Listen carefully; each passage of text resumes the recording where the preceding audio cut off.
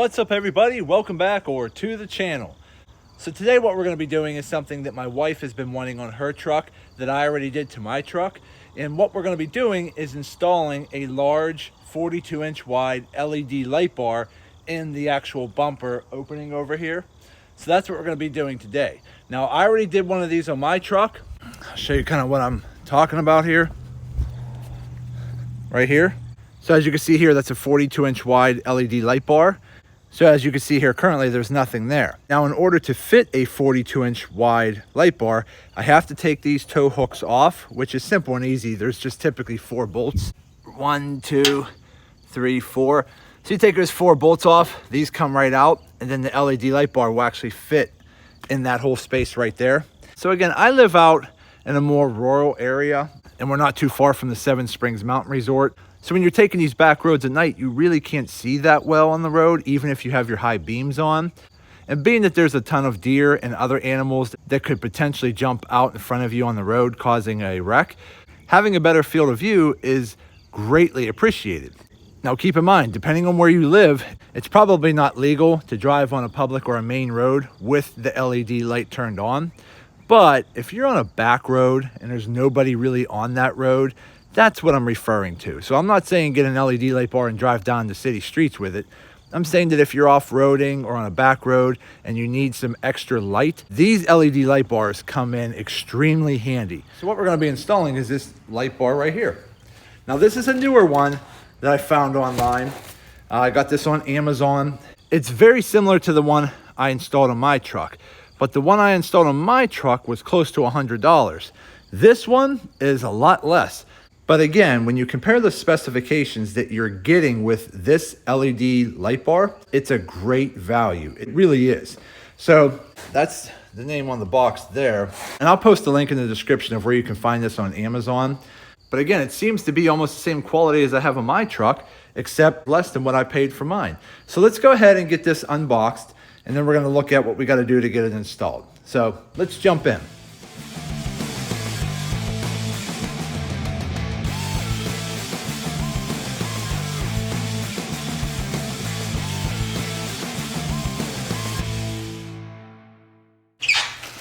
So in the box, you have your light bar.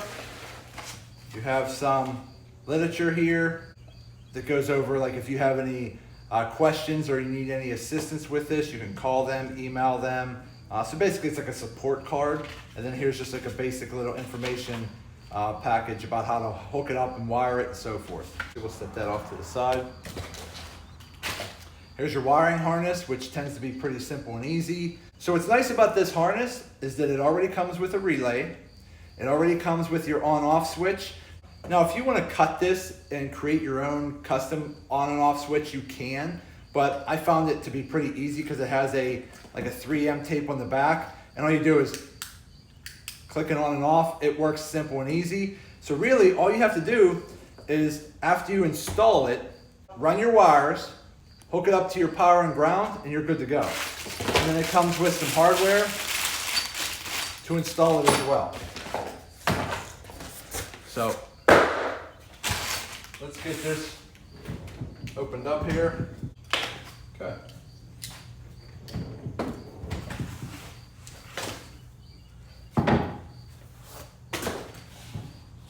All right, so there you go. Look at this. This is a really nice curved LED light bar, which is what I have on my truck too, because your bumper has a very slight curve to it anyways. So this is a nice curve to it. So you basically have 3 rows of LED lights. So you're going to have bright white LED lights from about here to, I believe, over here. Those are pretty much going to be your bright ones that are going to project in a straight line, but further out. Then you're going to have these side LED lights that are going to be bright, but they're going to kind of project off to the side. So when you have one of these hooked up, you're going to get a very wide range of high intensity bright white, which is great when you're trying to see at night and you want the best lit up field of view. Okay, so everything seems pretty simple. So the first thing I need to start doing is taking off these tow hooks. So let me get working on that and then we'll be right back.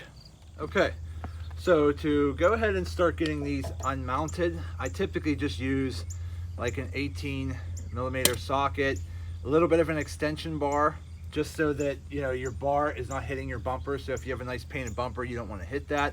And then I just have a breaker bar that I'm using. This is a Harbor Freight breaker bar. I got this on sale really cheap one day, so I really like it. It's heavy duty, works out great.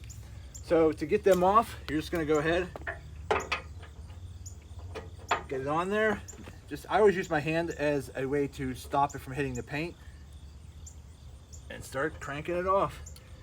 So once it's loose, then you can go ahead and just get your socket wrench.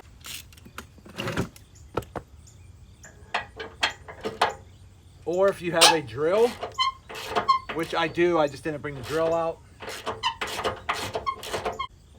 Now there is going to be a nut on the back, so sometimes you might have to get another wrench behind there holding that nut. It's a little tight to get to, so you can either get to it from the front or you might be able to get to it from the bottom. So let me go ahead and start working on getting these bolts off and these nuts out, and we'll be right back. Okay, so what I'm going to go ahead and do is just go ahead and use my impact wrench here. I put my socket on, that way I can actually get these bolts off a little faster, and then I'm going to have to go underneath with either a wrench or another socket and hold the back side.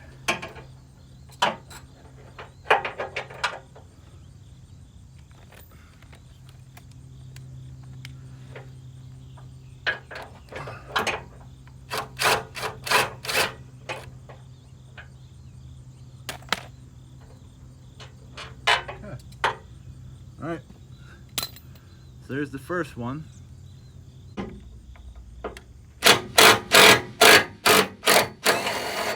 Okay. Now be careful on this last one, because remember, right now I'm holding this tow hook with my drill until I can actually grab it, because it will fall. Okay, so that's pretty much how you take the first one off. Just put your bolts back on so that they're always kept with your tow hook in case you ever want to put it back on or sell them. Okay, so the first one's done. I just got to get the second one off. So what I'm going to do is go ahead and do that, and I'll be right back in a minute. Okay, so I've already taken the tow hooks off, as you can see here. Then the next step, which I would recommend, is actually installing your brackets on the side of the light bar. Now there's two brackets. They're very simple, and you have all the hardware that comes with this kit. All you're going to use is one of the shorter bolts, a lock nut, a washer, and you don't have to use this rigid washer. I do. It just kind of gives it better grip. And then do that on both sides. Now I recommend having the bracket facing out, so this little flange tab here facing away from the actual light bar, because it makes installation a lot easier. Now, depending on your application, if you don't quite have the space for this bracket, let's say that your opening for your light bar is literally right to here and you don't have the space, you could flip this around so that this flange is behind the actual light bar. But I would always say, if you have the space, start with it facing out, because again, it makes installation much easier. So that's it. So once you have your light bar in position, take a marker or a pencil, draw a little dot right here, right where that mounting hole is, and then go ahead and use a drill bit and drill a hole that is big enough for the supplied bolt to slide through. Now, you can use a self-tapping screw. So if you happen to have a self-tapping screw and maybe a washer, you can use that. But it is recommended by the manufacturer, and I also recommend it. Drill a hole and use the supplied bolts, because you're going to have the lock nuts and washers and everything needed to make sure your light bar is securely mounted here. So let me go ahead and start lining up the light bar here. I'll mark my pilot holes and then we'll go from there. So I'll be back in just a minute. Okay, so we're back. So what I did was I started with a self-tapping screw to actually start my pilot holes, and then I drilled them out with a bit that I had laying around.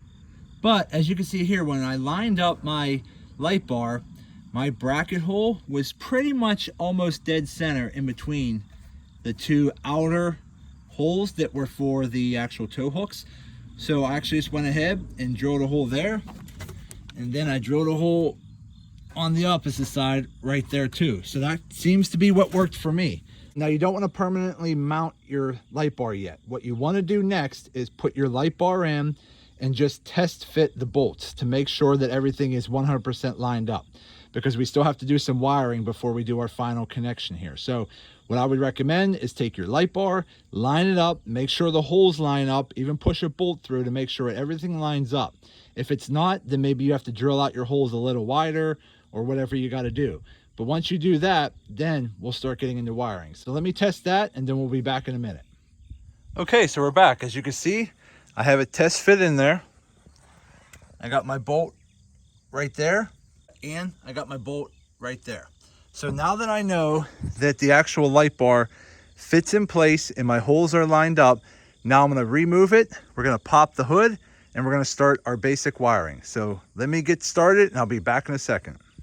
Okay, so the next thing I would recommend you do before you start doing any final permanent electrical connections or permanent mounting with bolts and screws and so forth, test your light. Now you could do this first before you even start doing the drilling holes, that's fine. So I always recommend testing your light before you do anything. So here's what you do. You're just gonna take the wiring harness and just twist tie it into the red and black wire coming off your actual light bar. Then just temporarily attach it to your battery, because again, it already has the fuses, it already has the relays. And as you can see here, my light switch is already lit up. So as you can see, it's not working, it's off. Let's go ahead, hit the button. It lights up green. We're all lit, okay? Everything's lit, nice and bright. So looking pretty good. So now that we know that it works, we're gonna turn it off.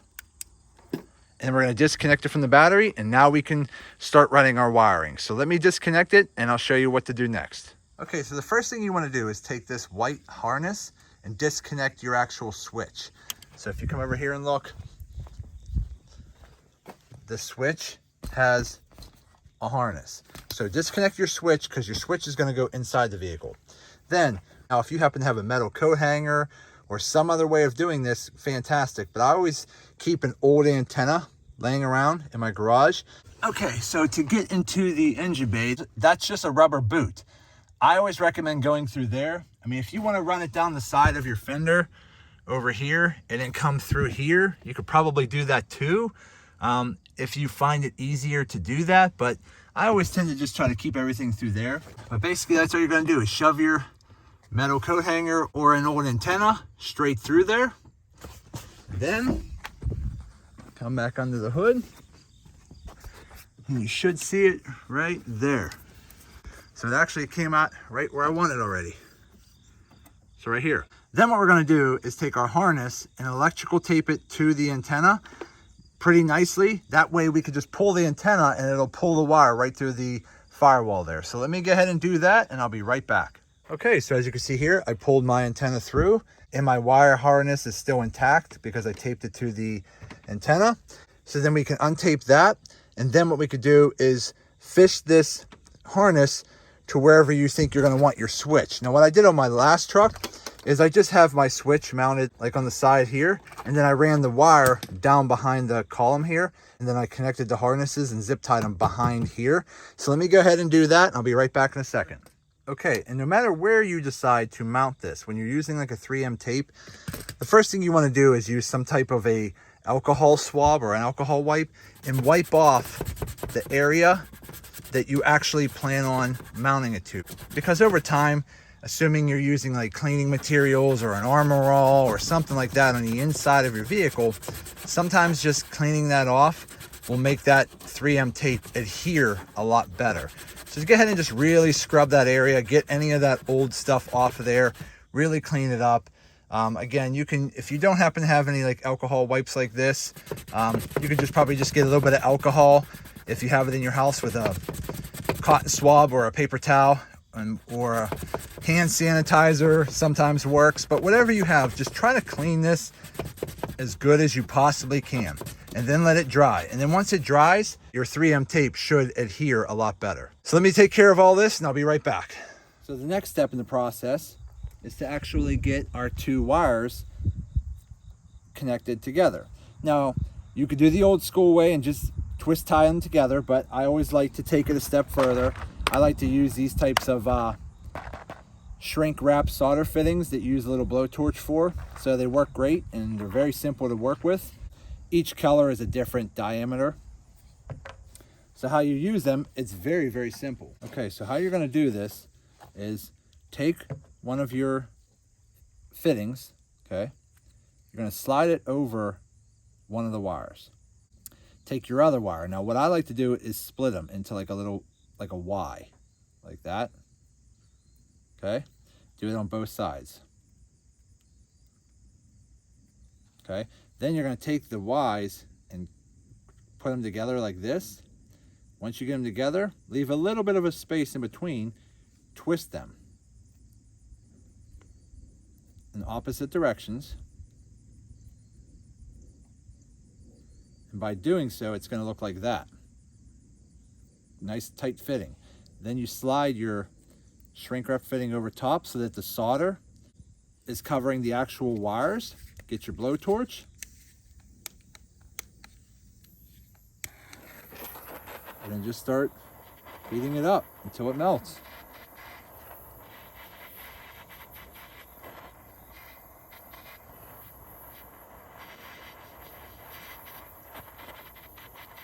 Now you want to move around in like a circle to make sure you're not just burning through it. And once the solder melts, just go ahead and lightly go over the rest of the actual shrink wrap. It'll shrink wrap it to your actual wire. Now you're done. So now you have a soldered, waterproof, and shrink wrapped wire that's not going anywhere. And then at the very end, I'll just wrap it up with some electrical tape. And then if you happen to have any wire loom, you can cover all of your wire with a wire loom to clean it up even further. So let me go ahead and finish up this negative side. Okay, so as you can see, I got both of them done. So now I just got to go ahead and let them cool off for a second, because sometimes that rubber shrink wrap is a little warm. So I let that cool off a little bit.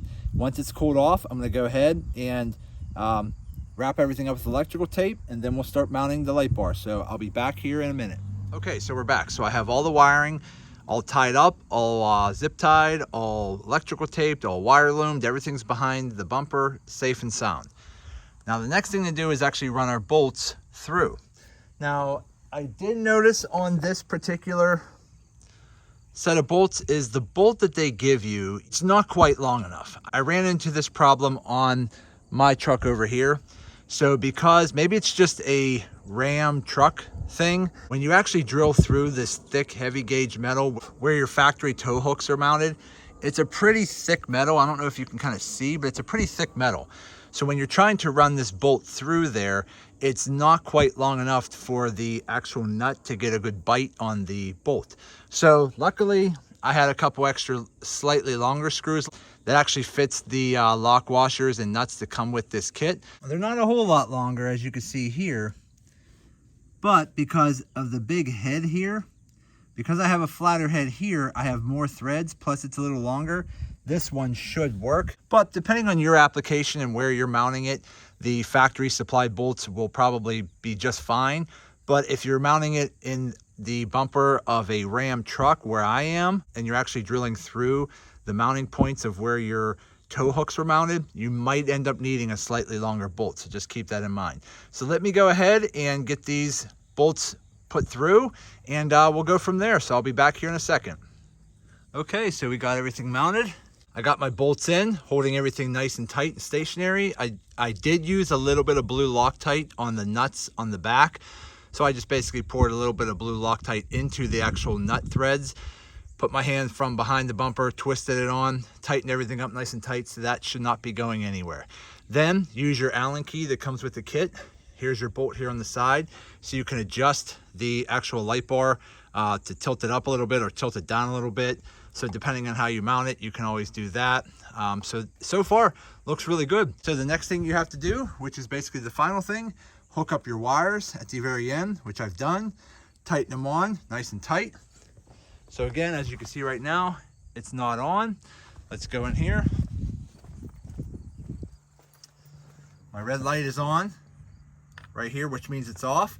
When you click the button on, the green light lights up that it's on, like that. Come out here. There you go. So it's all lit up nice and good. So the last thing I want to do is wait till tonight when the sun goes down and it gets dark out. I'm going to take this out and I will show you what it looks like at night, and then we'll wrap things up at that point. Okay, so that's what it looks like during the day. Let me zoom in a little bit. As you can see, it looks real nice. It looks real sharp with the vehicle. Okay, so this is what it looks like without the LED light turned on. This is just standard headlights. Now, let's turn on the LED light bar. Let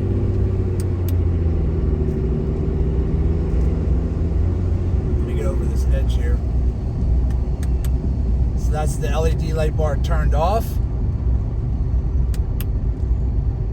That's turned on. One more time. That's off.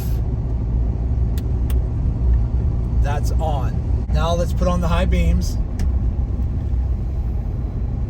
Again, not a huge change there. High beams off. High beams on. Now let's put the light bar on. Huge difference. Okay, so the lights are completely out. As you can see, it's completely dark. Now we're going to turn on the light. There you go. Okay, so just a couple things I want to go over. This is actually a pretty high quality LED light bar. It has the metal housing with the metal fins on the back for better ventilation and cooling. It actually has plenty of high intensity bright white lights that aim straight ahead for maximum distance.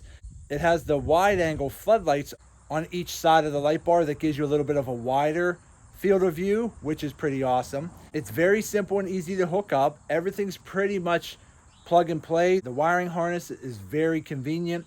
The power on and off switch is, again, very convenient. And what's even better, it's also IP68 waterproof rated. So you could actually drive with this in the rain, in the snowstorm, wind, dust, and all of that, and it's going to be completely safe. So as far as the quality goes, I give it a thumbs up. I think it's a great light bar. It tends to be one of the lower cost options out there with this level of quality. So in my opinion, I think you get a great value with this particular light bar. And again, if you're interested, I will leave the link in the description of the video. So if you want to buy one, you know where to get it. So that's it for today's video. I hope you like it. I hope it helps you out. Do me a favor, hit that thumbs up button, like this video. If you have any questions, please leave them in the comment section and I'll get back to you as soon as I possibly can. And as always, subscribe to the channel because it definitely helps me out and I greatly appreciate it. So that's it. I just want to say thank you to each and every one of you. I truly appreciate you all. Thank you. And as always, see you in the next video.